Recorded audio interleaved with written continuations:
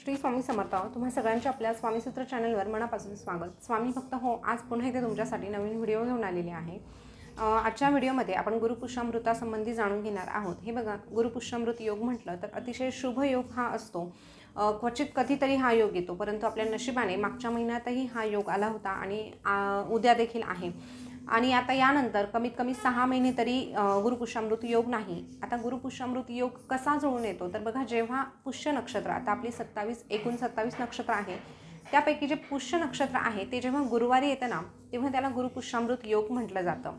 आणि ह्या तिथीला भगवान विष्णूंची, माता लक्ष्मीची पूजा केली जाते. जेव्हा जो कोणी ह्या तिथीला महालक्ष्मीची आणि भगवान विष्णूंची पूजा करतो त्याला दोघांचाही आशीर्वाद प्राप्त होतो. आर्थिक स्थिती सुधारण्यासाठी मदत होते. कर्जाची समस्या असेल तर ती सुटण्यासाठी देखील मदत होत असते. या व्यतिरिक्त ह्या दिवशी खरेदीला देखील अनन्यसाधारण असं महत्त्व आहे. तुम्ही जर काही नवीन वस्तू खरेदी करण्याचा विचार करत असाल, मग ती कुठलीही असो, इलेक्ट्रॉनिक वस्तू असू द्या, घर असू द्या, काही म्हणजे गाड्या वगैरे असू द्या, जे काही असेल ते तुम्ही खरेदी करण्याचा विचार करत असाल, किंवा अगदी लहानातली लहान गोष्ट जसं की देवघरातील एखादी वस्तू आहे, त्या जर तुम्हाला खरेदी करायच्या असतील तर गुरुपुष्यामृत सारखा योग नाही. या व्यतिरिक्त गुरुपुष्यामृत योगाला सोनं खरेदी करायला महत्त्व आहे. सोनं, चांदी ह्या वस्तू आपण नक्कीच खरेदी करू शकतो, परंतु सोनं घेणं प्रत्येकाला शक्य होत नाही. चांदीच्या वस्तू घेणं देखील प्रत्येकाला शक्य होत नाही. त्यामुळे त्या वस्तू जरी आपल्याला घेणं शक्य झालं नाही तरीही कमीत कमी काहीतरी, अगदी देवघरामध्ये कमीत कमी 5 रुपयाची कवडी का होईना आपल्याला खरेदी करायची आहे. कवडी म्हणजे सोन्याहून मौल्यवान, कारण बघा, कवडी म्हटलं तर महालक्ष्मीला अतिशय प्रिय आहे. त्यामुळे आपल्याला कमीत कमी 5 रुपयाची कवडी का होईना खरेदी करायची आहे. आता भरपूर अशा वस्तू आहे, या संबंधीचा ऑलरेडी आपल्या चॅनलवर व्हिडिओ आलेला आहे, तो बघून तुम्हाला योग्य ते मार्गदर्शन मिळेल. त्यासाठी व्हिडिओ आवर्जून यापूर्वीचा आलेला बघा. आता आजचा जो व्हिडिओ आहे त्यामध्ये आपण अशी काही कामं जाणून घेणार आहोत जे आपल्याला गुरुपुष्यामृत योगाच्या दिवशी आवर्जून करायची आहे. आता ही जी कामं आहे ना, ती आपण शुभ तिथींना आवर्जून करत असतो. ती बऱ्यापैकी तुम्हाला ठाऊक झालेली असेल, कारण आपण बरेचसे व्हिडिओ घेऊन आलेलो आहोत. त्यामध्ये त्या कामांचा समावेश आहे. आता पुन्हा पुन्हा सांगणं का गरजेचं आहे तर त्याचं महत्त्व तसं आहे. आपल्या चॅनलवरती रोजच्या रोज नवनवीन सबस्क्रायबर वाढत आहे आणि त्यांच्यासाठी मार्गदर्शन म्हणून हा व्हिडिओ किंवा ते पॉईंट आपण पुन्हा एकदा सांगत असतो, किंवा त्यामध्ये अजून विशेष काय करायचं याचा देखील समावेश केला जातो. चला मग सुरुवात करूया. तर बघा, उद्या गुरुपुष्यामृत योगाच्या दिवशी आपल्याला सकाळी लवकर उठायचं आहे. शक्यतो ब्रह्ममुहूर्तावर उठणं शक्य झाले तर ब्रह्ममुहूर्तावर उठायचं, नाहीतर नेहमीपेक्षा थोडंसं लवकर उठायचं. त्यानंतर सर्वात प्रथम आपल्याला जे काम करायचं ते म्हणजे आपल्याला आपल्या अंघोळीच्या पाण्यामध्ये थोडीशी हळद टाकायची आहे. असंही गुरुवारच्या दिवशी आपण अंघोळीच्या पाण्यात हळद टाकतच असतो, पण गुरुपुष्यामृत योगाच्या दिवशी तर हमखास हळद टाकायची आहे, कारण विष्णू भगवानांना हळद अतिशय प्रिय आहे. त्यासोबतच हळदीमध्ये असे काही गुण असतात जे आपल्यातील नकारात्मकता बाहेर काढण्याचं काम करतात, आणि म्हणून अंघोळीच्या पाण्यात आपल्याला थोडीशी हळद टाकायची आहे. हे सगळ्यात पहिलं काम आपल्याला करायचं आहे. त्यानंतर अंघोळ झाल्यानंतर आपल्या घरामध्ये आता झाडझूड करून घ्यायची आहे. ते झाल्यानंतर आपल्या घरामध्ये गोमूत्र प्लस हळद एकत्र करून आपल्याला ते सगळं पाणी म्हणजे आपल्या घरामध्ये थोडं थोडं शिंपडायचं आहे. गोमूत्र नसेल तर तुम्ही गुलाबजलही घेऊ शकतात, पण शक्यतो गोमूत्र घेण्याचा प्रयत्न करा. आता हे झाल्यानंतर आपल्या मुख्य दरवाजावर जायचं आहे. दरवाजा उघडता क्षणी आपल्याला तेच पाणी, हळद आणि गोमूत्र एकत्र केलेलं आपल्या उंबरठ्यावर शिंपडायचं आहे. थोडंसं अंगणामध्ये शिंपडायचं आहे. अंगण मोठं असेल तर तुम्ही जास्त पाण्यात ते मिक्स करून सडा मारू शकतात. तुम्ही फ्लॅटमध्ये राहत असेल तर थोडंसं आपल्या दरवाजाच्या समोर ते शिंपडू शकतात. आपला जो उंबरठा आहे तो देखील त्याच पाण्याने आपल्याला पहिले स्वच्छ करून घ्यायचा आहे. आता हे झाल्यानंतर आपला जो मुख्य दरवाजा आहे तो देखील ह्याच पाण्याने आपल्याला पुसून घ्यायचा आहे. आता हे बघा, हे सगळे स्वच्छतेचे कामं करून झाल्यानंतर आपल्याला आपला उंबरठा सजवायचा आहे. त्यामध्ये सगळ्यात पहिली आणि महत्त्वाची गोष्ट येते हमखास, ती आपण दर गुरुवारी तर करायलाच हवी. या व्यतिरिक्त ज्या अशा शुभतिथी असतात, जसं की गुरुपुष्यामृत आहे, सणवार आहे, त्यावेळेला तर आपल्याला हे करावंच लागतं, किंवा अमावस्या पौर्णिमा आहे त्या दिवशी आवर्जून करायला हवं. आता बघा, हे परत सांगण्याचं कारण का तर आपण एखाद्या व्हिडिओमध्ये सांगतो आणि मग परत सांगितलं नाही तर आपल्याला असं वाटतं तेवढ्याच दिवसापुरता ते मर्यादित, पण नाही, ह्या गोष्टी सातत्याने केल्या ना तरच आपल्याला त्याचे रिझल्ट बघायला मिळतात. म्हणून पुन्हा एकदा सांगते, तर आपल्याला हळदीचं लेपन करायचं, तसंच गोमूत्र घ्यायचं, त्यामध्ये हळद एकत्र करायची आणि ते आपण जसं अंगण सारवतो तशा पद्धतीने उंबरठ्याला ते असं घट्टसर लावून द्यायचं आहे.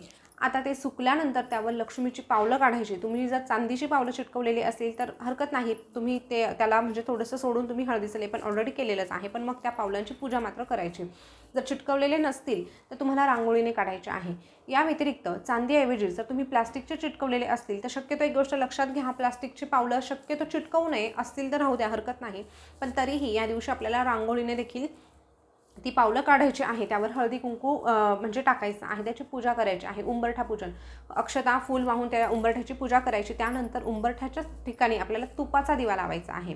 आता तुपाचा दिवा लावल्यानंतर आपला जो मुख्य दरवाजा आहे त्याला देखील आपल्याला शुभ लाभ लिहायचा आहे। शुभ लाभ लिहिल्यानंतर एक स्वस्तिक काढायचं। ते स्वस्तिक आपण कशाचं काढायचं तर तूप आणि हळद एकत्र करायची आणि तशा पद्धतीने आपल्याला मुख्य दरवाजावर स्वस्तिक काढायचं आहे। तुम्ही प्लास्टिकचं चिटकवलेलं असेल तर तसं राहू द्या।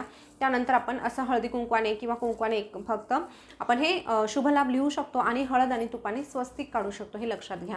त्यानंतर अगरबत्ती असेल ती अगरबत्ती आपल्या मुख्य दरवाजाला देखील ओवाळायची, उंबरठ्याला देखील ओवाळायची। त्यानंतर आपल्या दरवाजाच्या बाहेर जो गणपती असतो तुमच्याकडे असेल तर अर्थात असायलाच हवा, पण नसेल तर ठीक आहे, आता पण असेल तर त्या गणपतीची देखील आपण म्हणजे पूजा करून घ्यायची आहे। आता हे सगळं झालं बाहेरचं काम। आता सगळ्यात पहिले बाहेरच्या पूजेला आपण का महत्त्व दिलं तर लक्ष्मी बाहेरूनच आपल्या घरामध्ये प्रवेश करत असते आणि जर प्रवेशद्वार आपलं छान असेल तर नक्कीच लक्ष्मी माता आपल्या घरामध्ये हमखास म्हणजे पाऊल टाकणारच आहे। तर बघा अशा पद्धतीने हे सगळं काही झाल्यानंतर आपल्या घरामध्ये यायचं आहे, आपल्या सरळ किचनमध्ये जायचं। किचनमध्ये देखील प्रामुख्याने एक काम करायचं ते म्हणजे आपली गॅस शेगडी जी आहे ती थोडी पुसून घ्यायची। अर्थात आपण रात्री पुसलेलं असणार पण तरीही थोडासा कपडा मारून घ्यायचा। त्यानंतर तिथे देखील स्वस्तिक काढायचं आहे। स्वस्तिक कशाचं तर तूप आणि हळद एकत्र करून स्वस्तिक काढायचं। तसंच स्वस्तिक आपल्याला टाईल्सवर काढायचं। त्यानंतर आपल्या शेगडीची देखील पूजा करायची आहे। ते स्वस्तिक काढलं तिथे देखील हळदी कुंकू अर्पण करायचं आहे, अगरबत्ती दाखवायची आणि एक तुपाचा दिवा त्या ठिकाणी लावायचा आहे। अशा पद्धतीने आपल्याला आपल्या गॅस शेगडीची देखील पूजा करायची आहे। आता दिवा लावताना काळजी घ्या, कारण आपण गॅस शेजारी लावतो आहोत तर त्यामुळे अगदीच गॅस शेजारी लावू नका, व्यवस्थित काही अपघात होणार नाही अशा पद्धतीने थोडा वेळ पेटेल असा तुपाचा दिवा लावायचा आहे। त्यानंतर बघा आपल्याला अजून एक काम करायचं ते असं की आपली जी तुळस आहे ना त्या तुळशीजवळ देखील आपल्याला तुपाचा दिवा लावायचा आहे। बघा तुळशीजवळ सकाळी तुपाचा दिवा लावायचा आहे, कारण उद्या गुरुपुष्यामृत योग आहे।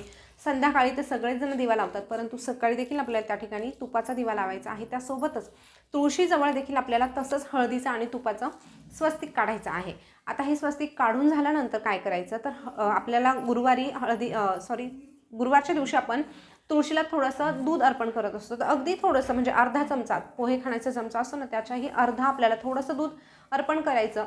त्यासोबतच चिमूटभर हळद देखील अर्पण करायची आहे। अशा पद्धतीने तुळशीची पूजा देखील आपल्याला करून घ्यायची आहे। आता इथपर्यंत झालं की सकाळची कामं आपली झालेली आहेत। त्यानंतर आपल्याला देवघराजवळ यायचं आहे।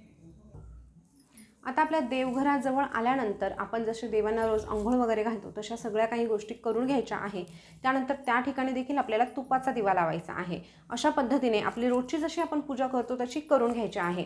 आता यानंतर आपल्याला जी गुरुपुष्यामृतची महत्त्वाची जी सेवा आहे ती करायची। ती कुठली तर बघा श्रीयंत्रावर आपल्याला कुंकुमार्चन करायचं आहे। जर तुम्ही 24 वातींची सेवा करणार असाल तर ती सेवा तुम्ही लगेच केली तरी चालेल, कारण ह्याच काळामध्ये जेव्हा गुरुपुष्यामृत योग असतो, आता उद्याचा गुरुपुष्यामृत योग कधी आहे तर सकाळी 6:45 वाजेपासून चालू होत आहे, तर तो संध्याकाळी 4:45 पर्यंत आहे। म्हणून या दिवसभरामध्ये तुम्ही कधीही ही सेवा करू शकतात, हवं तर नंतर तुम्ही टाईम त्याचा बदलू शकतात। तर तुम्हाला ती सेवा करायची असेल तर तुम्ही ती करून घेऊ शकतात, परंतु सकाळची वेळ असते, प्रत्येकाच्या घरी धावपळ असते, कोणाला ऑफिसला जायचं असतं, मुलांना शाळेत जायचं असतं, स्वतः ती महिला नोकरी करत असेल तर तिलाही बाहेर जायचं असतं, त्यामुळे ह्या सेवा तुम्ही तिकडनं आल्यानंतर केला तरीही चालेल किंवा मग जसं वेळ भेटणार आहे तेव्हा करा।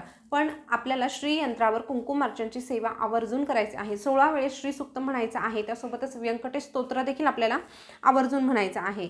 हे बघा व्यंकटेश स्तोत्रासोबतच आपल्याला दिवसभरामध्ये कधीही विष्णू सहस्रनामाचा एक पाठ करायचा आहे। त्यासोबतच महालक्ष्मी अष्टक एकदा का होईना पण म्हणायचंच आहे। म्हणजे तुम्हाला शक्य असेल तर तुम्ही 7 वेळेस म्हणा, 9 वेळेस म्हणा, 11 वेळेस म्हणा, पण ते शक्यच नसेल तर मग तुम्ही कमीत कमी एकदा का होईना तुम्हाला हे म्हणायचंच आहे। त्यानंतर बघा अजून आपल्याला काय करायचं आहे तर आपल्याला विष्णू गायत्री मंत्र, लक्ष्मी गायत्री मंत्र हे देखील म्हणायचे आहे। आता हे जे मंत्र सांगितले ना ते जर तुम्ही 24 वातींची सेवा करणार असाल तर त्यामध्ये याचा समावेश असतो, त्यामुळे वेगळं करण्याची गरज नाही। ती सेवा जर केली तर एकदाच म्हणजे त्या सेवेच्या वेळेस म्हटलं तरीही चालेल। ह्या सगळ्या गोष्टी तुम्हाला लक्षात घ्यायच्या आहे आणि अशा पद्धतीने आपल्याला गुरुपुष्यामृत योगाचा दिवस घालवायचा आहे। या व्यतिरिक्त तुमच्या घराजवळ जर कुठे विष्णू लक्ष्मीचं मंदिर असेल तर त्या ठिकाणी जा, काहीतरी दानधर्म करा किंवा पिवळ्या रंगाचा प्रसाद त्या ठिकाणी आवर्जून घेऊन या। या व्यतिरिक्त तुम्ही पांढऱ्या रंगाची मिठाई देखील घेऊन जाऊ शकतात, कारण पांढरी मिठाई, पांढऱ्या रंगाच्या पदार्थ जे आहे ते लक्ष्मी मातेला प्रिय आहे। त्यासोबतच पिवळ्या रंगाची मिठाई ही भगवान विष्णूंना प्रिय आहे, त्यामुळे तुम्ही अशा पद्धतीची मिठाई त्या ठिकाणी घेऊन जाऊ शकतात. किंवा आपल्या घरी समजा बेसनाचे लाडू बनवले, खोबऱ्याची बर्फी बनवली, तर ते देखील चालणार आहे. असं नाही की मग तुम्ही फक्त स्वीटमध्ये जा आणि मग तिथूनच घेऊन या, असं नाही. तुम्हाला घरात बनवणं शक्य असेल तुम्ही घरात बनवा, पण अशा पद्धतीचा नैवेद्य त्या ठिकाणी घेऊन जाण्याचा प्रयत्न करा. किंवा मग दानधर्म करू शकतात. या दिवशी दानाला देखील महत्त्व आहे. तुमच्या आजूबाजूला कुठे गाय जर उपलब्ध झाली तर त्या गाईला आवर्जून तुम्ही काहीतरी म्हणजे हिरवा चारा म्हणा किंवा चण्याची डाळ किंवा गूळ खायला द्या. आवर्जून अशा पद्धतीच्या सेवा करा. नक्कीच लक्ष्मी मातेचा आशीर्वाद आपल्याला भरभरून मिळतो. या व्यतिरिक्त जर तुम्हाला नवीन काही खरेदी करायचं असेल तर उद्याचा मुहूर्त अजिबात चुकवू नका. म्हणजे खरेदी करणं तर खरेदी करायचं म्हटलं तर खूपच मोठमोठ्या वस्तू आणायच्या असं नाही. खरेदी करायचं म्हटलं ना तर खूप छोट्या छोट्या गोष्टींचा देखील समावेश असतो. जसं सुरुवातीला सांगितलं कवडी, तसं तुम्ही कवडी घेऊ शकतात, श्रीयंत्र घेऊ शकतात, कमलगट्ट्याची माळ घेऊ शकतात किंवा तुमच्याकडे अजूनही एखादा ग्रंथ नाही जो तुम्हाला घ्यायचा आहे, अशा पद्धतीचा ग्रंथ देखील तुम्ही नक्कीच घरी घेऊन येऊ शकतात. फक्त काहीतरी खरेदी करा, एवढंच या ठिकाणी माझं म्हणणं आहे. तर स्वामी भक्त हो, छोट्या छोट्या गोष्टी होत्या ज्या उद्या आपल्याला आवर्जून करायच्या आहे. नक्कीच तुम्ही या सगळ्या गोष्टी कराल. त्यासोबतच ती जी वातींची सेवा सांगितलेली आहे ती तुम्ही आवर्जून करून बघा. खूप प्रभावी अशी ती सेवा आहे. त्यामुळे पुन्हा पुन्हा ते सांगत आहे. जर तुमची खरंच अजूनही अडचण सुटलेली नसेल तर आवर्जून तुम्ही ती सेवा करा.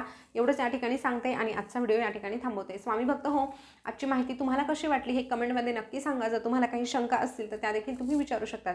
पुन्हा भेटूया नवीन व्हिडिओसोबत. आपल्या चॅनलवर पहिल्यांदा आले असेल तर चॅनलला सबस्क्राईब केल्याशिवाय पुढे जाऊ नका. त्यासोबतच आपलं स्वामी सूत्र व्लॉग हे देखील एक चॅनल आहे. त्या चॅनलला देखील अवश्य भेट द्या. त्यावर रोजच्या रोज आपले स्वामी संदेश येत असतात. पुन्हा भेटूया नवीन माहिती घेऊन. तोपर्यंत धन्यवाद.